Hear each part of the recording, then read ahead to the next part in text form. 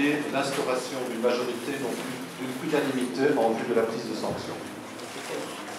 Alors, une majorité qualifiée pour prendre ces décisions. Est-ce que vous êtes favorable à inscrire cette proposition?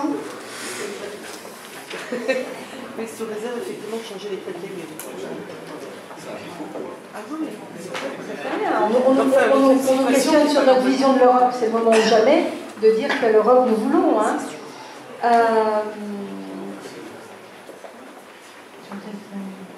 Ah oui, alors demander aux États qui ont été impliqués dans des affaires de corruption pour la Coupe du Monde de ne pas participer à la Coupe du Monde. Boycott. Boycott. Est-ce que c'est vraiment dans l'ordre de l'Union européenne? Alors, j'ai pas l'impression d'avoir une majorité là-dessus. Est-ce que les États qui ont corrompu peuvent, selon... Non. C'est les amis du football. Je préfère peut-être qu'il y ait une décision européenne invitant les nations membres à ne pas participer aux Jeux ayant fait l'objet d'une corruption. Oui, c'est ça, voilà, alors comme ça, oui. Une décision européenne. Une décision au sein donc, de l'Europe qui demande aux États membres de ne pas participer à des Jeux, qu'ils soient olympiques ou de football, qui auraient été soutirés par des pays par la voie de la corruption. Vous êtes favorable? Alors, on me dit là juridiquement que ce ne sera pas contraignant, mais ce n'est pas grave. C'est symbolique, c'est une question de principe, et en tout cas, ce sera débattu, absolument. Donc, vous êtes favorable à cela? Oui. Oui, cette fois-ci, il me semble que c'est... La formation systématique aux investigations financières, alors là, j'espère que tout le monde va lever la main, c'est la mission du CEFAC, alors il faut absolument pérenniser notre organisme.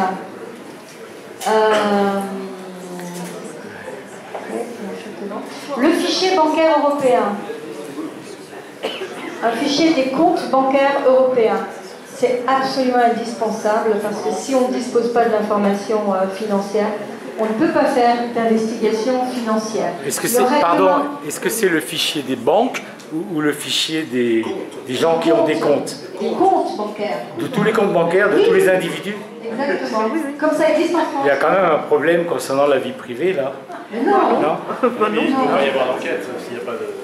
Si on ne peut pas identifier les détenteurs de comptes par lesquels transitent les flux, on ne peut vraiment pas faire d'enquête. Il y a quelques pays au sein de l'Union européenne, dont la France, qui ont ces comptes et ces fichiers, et ils se révèlent d'une efficacité quand même importante. Hein.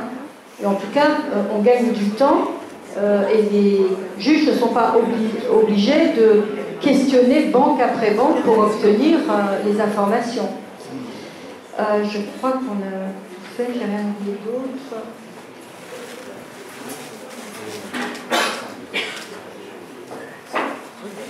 Alors, sur la majorité, oui, ça c'est sur la majorité qualifiée. Voilà. Bien, alors je vous propose si vous le souhaitez, vous laissez à Émilie une adresse mail dans laquelle on ne vous fera pas venir le compte rendu. Vous pourrez compléter le compte rendu rapidement d'ailleurs, très rapidement, pour que nous puissions le transférer aux instances européennes. Y a-t-il des demandes de prise de parole à ce stade ? Une ou deux, pas plus. Quand même 30 milliards d'euros de fraude. Bien, écoute, oui. Il y a quand même 30 milliards d'euros de fraude qui ont été dénoncés depuis le début du mois, là. Sur deux énormes affaires, une sur la Danske Bank avec la filiale estonienne et une, quand même, sur les dividendes, d'accord ? La fraude aux dividendes cum-ex, c'est-à-dire des gens qui vendent et achètent très rapidement des actions et qui demandent au fisc de rembourser en ayant fait des achats à découvert, donc en n'ayant jamais touché quoi que ce soit, et le fisc en plus leur rétrocède tout ça. Donc ça fait quand même 30 milliards pour les Européens qui sont partis comme ça en fumée. Ce sont nos écoles que l'on a besoin, ce sont nos ministères de la justice que l'on a besoin, nos hôpitaux. Donc je pense quand même que ça doit suffire. Et ça, c'est celui qui pense qu'on connaît. Donc à ce stade, je crois que les problèmes de vie privée, c'est bien gentil, mais non. Bien, alors il me reste à vous remercier chacune et chacun individuellement et à nous remercier collectivement d'avoir participé à un débat qui, vous le voyez, c'est très technique, mais derrière cette technicité se profile effectivement l'Europe que nous voulons, le monde que nous voulons laisser à nos enfants. Une Europe où tout ne s'achète pas, où tout ne se vend pas, et lorsque effectivement comment dire, lorsque l'on veut diligenter des enquêtes, eh bien, il soit possible de les faire.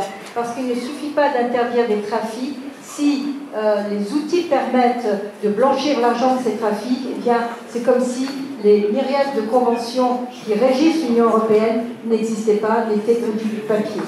Voilà, donc je vous dis à très bientôt pour voir ce qu'il adviendra de nos propositions. Merci à toutes et à tous et merci à nos invités.